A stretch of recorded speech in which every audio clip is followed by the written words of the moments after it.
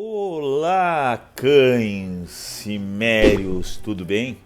Eu, Marco Antônio Colares, estou aqui num novo Opinião do Fórum. A gente tem esses vídeos de opinião e agora eu quero iniciar vamos dizer, uma série de vídeos de opinião do Fórum em que eu vou pegar uma narrativa de Conan específica.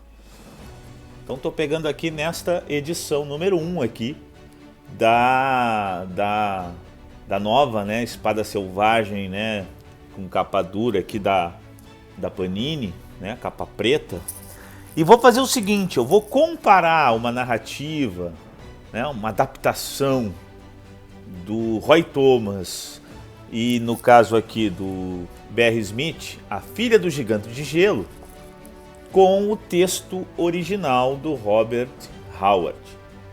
Então vou fazer uma série de vídeos nesses próximos Opinião do Fórum, aqui acompanhado da minha caneca. Olha aqui a caneca do Mitos e Lendas da Ereboriana, né? Uma das nossas camisetas, né? Que vai aí para os apoiadores.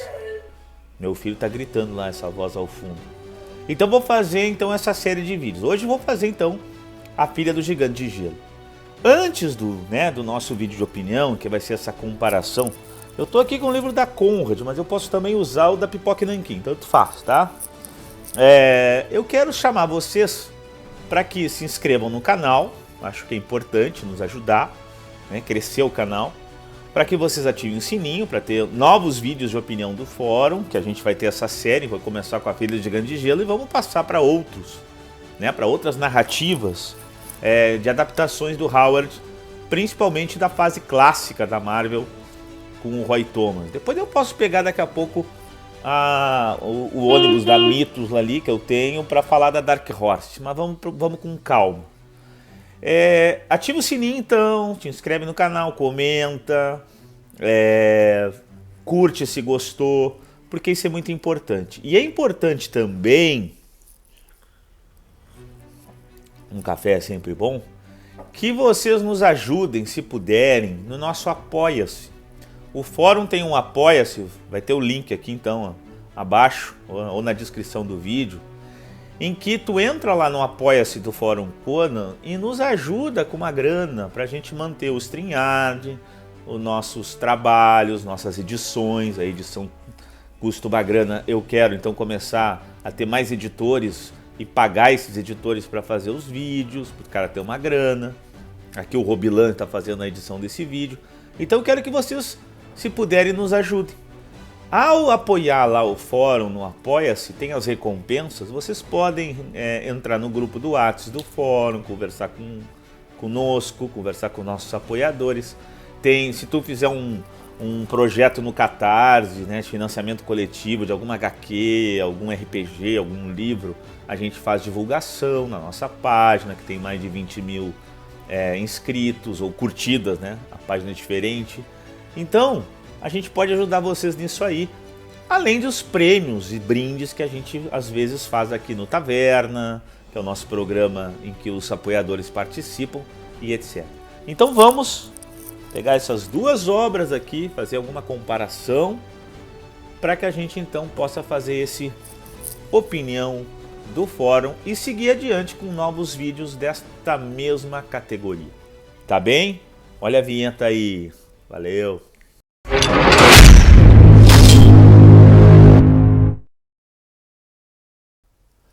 Bom, então eu tô aqui com as duas obras, o volume 1 da Conrad aqui, o Espada Selvagem número 1 aqui, né, em capa preta, que a Panini lançou há pouco tempo. Essa linda capa, eu acho que é do Boris Vallejo, né, tá aqui. Eu acho que é dele, linda pra cacete. Bom, aí A Filha do Gigante de Gelo é a primeira história, tá? Se vocês olharem aqui, ó, A Filha do Gigante de Gelo, essa linda narrativa, ó, A Filha do Gigante de Gelo. Aqui começa com as crônicas da Nemédia, as crônicas Nemédias, e aí tem todo o texto. Cara, e é o texto howardiano mesmo, se tu olhar aqui, né? É o texto howardiano, inclusive com os reinos. Não esquecendo que A Filha do Gigante de Gelo não saiu na Espada Selvagem lá dos Estados Unidos, né? Saiu na Savage Tales número 1 em maio de 71. Logo depois do Conan ir pra Marvel, em 70 ele tá na Marvel, em 71 eles lançam a Savage Tales e tem várias obras ali, tem várias narrativas que a Marvel faz um teste ali, né? Numa magazine em preto e branco. E o Conan aparece nessa revista também, antes de ter sua própria revista em magazine em preto e branco. Bom, se vocês olharem aqui, ó, né, aqui, ó, Filho de Gigante de Gelo, baseado no Robert Howard, a história do Roy Thomas e o Barry Smith fazendo a arte, vocês vão notar que é uma arte bem diferente do Buscema, né? O Buscema usa com os artes finalistas filipinos, principalmente, o Alcala, né, o Ernie Chua, depois Ernie Chan, ele usa muito preto. O Barry Smith, né, nessa obra aqui, o branco se sobressai. Mas olha que interessante, né? Se tu começar a obra aqui, tu vê aqueles lutando na neve, o Conan e o Vanir, ele começa assim, ó, o glancor das espadas se foi e o silêncio cai sobre a neve manchada de sangue. Vários quadros menores com narrativas da batalha. Pega o livro. Tu pegar o livro, cara. Aqui, ó. Tô com o livro aqui, tá? A Filha de Gigante de Gelo. E tu vai começar a ler aqui o início do livro, o barulho metálico das espadas, dos machados de guerra. E tu vai ver que ele tá seguindo o mesmo padrão narrativo do livro original. O Thomas, ele tem esse cuidado de exatamente fazer essa transposição, que é uma adaptação muito fiel. Olha, dá uma olhada nesse diálogo. Homem, diga-me seu nome, né? O Vanir falando. Assim, meus irmãos em Vanaheim poderão saber quem foi o último do bando de Wulfhere a cair perante a espada de Hindu. Aí o Conan aqui, olha que o Conan responde: não em Vanaheim, mas em Valhalla. Você dirá a seus irmãos que conheceu Conan da Ciméria no meio da luta. Olha o texto original, cara. Olhem o diálogo do texto original. Homem, disse ele, né, o Vanir, quero saber seu nome para que meus irmãos de Vanaheim identifiquem o derradeiro membro do bando de Wulfhere e morrer pela espada de Rendul. Conan responde: não em Vanaheim, mas em Valhalla você contará a seus irmãos que encontrou Conan da Ciméria. O que eu estou dizendo, cara? Eu estou dizendo que naquela época o Roy Thomas, ele teve o brilhantismo de trazer na sua adaptação o texto howardiano. Então não tem como errar. O texto em si não tem como errar. E a adaptação é tão perfeita que a gente vê, por exemplo, quando o Conan encontra a Atali, né, tá aqui, ela tá colocada aqui nas páginas tal como o Howard escreve, uma mulher nua com um véu transparente, né, circulando em volta dela. Claro, eles fazem tapando ela aqui, porém a gente tá nítido aqui que ela tá nua. Por baixo daquele pequeno véu transparente ela tá nua. E o legal, cara, é que ela, tanto nos quadrinhos, seguindo o padrão de Howard, né, como lá na obra original, ela diz mais ou menos a mesma coisa. Ela se insinua pro Conan, cara, e ela leva o cara que já tá lá combalido, que já tá bem mal, a ficar doidão. Então ela faz com que ele siga, né, ela pela neve, ela instiga essa coisa do Conan, que ele vai inclusive ficar tão indignado por ela, tão fascinado, que ele vai perseguir ela pela neve, tanto no conto original como no quadrinho, sem nenhuma censura. Dá a entender, tanto no quadrinho, seguindo o conto original, que ele vai literalmente, né, ele vai literalmente se apossar dela. Essa ideia, ele tá perdido ali, inclusive foi talvez esse o motivo que o conto não foi publicado originalmente, porque é muito forte, né? É muito forte o nosso personagem protagonista nessa conduta que é tão questionável, mas ela naquela loucura de batalha, então o Conan se perde nessa ânsia por pegar a Atali, que tirou ele do seu normal, fora o fato dele já estar ferido, levando até a armadilha dos gigantes. A gente vê que na Dark Horse eles colocaram ursos, né? Não, Dark Horse, desculpa. Na Glennar atual, eles colocaram 2 ursos. O original tá seguindo aqui 2 gigantes que estavam esperando o Conan. E cara, é legal assim, que o texto howardiano, mas a ação de uma maneira muito bem feita. Ponto que a gente se pega na ação, né? Aqui tu consegue entender que o Conan ele é muito fodástico. Ele não tem... os gigantes não me meteram medo em nenhum momento exatamente porque a gente sabe, a gente confia na barbárie desse personagem. E olha quando ele mata o gigante, tanto no conto original quanto aqui no quadrinho do Roy Thomas, ele persegue a moça que fica em desespero aqui. E cara, o Roy Thomas de forma brilhante ele conseguiu transpor para o quadrinho e o B.R. Smith para a arte esse desespero da moça. Quando pega ela do braço aqui, diz que a sua pele é tão fria quanto a neve, eu vou te esquentar, mulher. Ou seja, ele deixa bem claro o que ele vai fazer, seguindo o texto novamente do conto original. E então, porra, isso é muito bem feito, cara. É muito bem feita a cena em que ela tá desesperada, em que ele tá pegando ela nua aqui, porque ele fica com um véu na mão, ó. E ela nua aqui pedindo a ajuda do Ymir, do pai, para que a livre desse ato que o Conan vai cometer. E o véu na mão do Conan. Então, assim, isso aqui não passaria na época numa comics, que tinha o código de ética da época que proibia, né, esse tipo de cena, porra, uma apologia, não, apologia não é a palavra, mas uma, colocando numa história em quadrinho uma possível violação de uma mulher, no caso uma deusa, e também a nudez, né, explícita.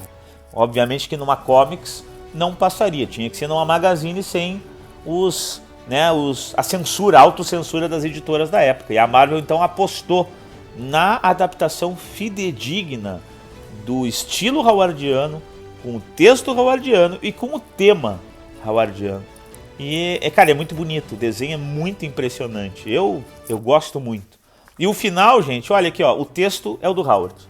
Novamente, se tu olhar o final aqui, quando chegam os Vanires, os Aesiris, né? Quando eu tava com os Aesiris contra os Vanires, os Aesiris chegam aqui, aparece, inclusive, ele é acordado, né? E aparece um personagem explicando quem é a Atali, né? Que é o Gorm. Quem não sabe, Gorm é um nome que o Howard usa mais de uma vez. Ele usa também Gorm no Imperador Picto, que no final da Era Boreana vai criar um império muito importante, muito imponente. Aqui ele é um Aesir.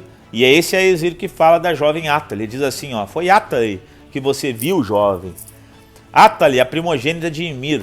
Ymir, segundo a mitologia do Howard, tem outras filhas, né? São 3 no total. A filha do gigante de gelo. Aí os Aesiris tiram um tempo ali. Ah, o velho é louco, né? Tal e qual o Howard. Quando o Conan então abre a mão e tá o véu da Atali na sua mão. Então, assim, a essência, aquilo que se fala de essência, né, da obra original, tá aqui. Não é à toa, e a gente vai ver em todas as adaptações, que o Roy Thomas ele é tão incrível e que a Marvel foi tão certeira na adaptação de Conan. Os caras mandaram muito bem, cara. Não existe, na minha opinião pessoal, não existem melhores adaptações do que aquelas clássicas da Marvel. Ainda que tenha boas adaptações na Dark Horse, ainda que tenham boas adaptações agora na Glennar, na minha opinião, isso é uma opinião pessoal, tá? Vocês podem discordar. Essas adaptações da Marvel são muito interessantes porque o texto tá lá.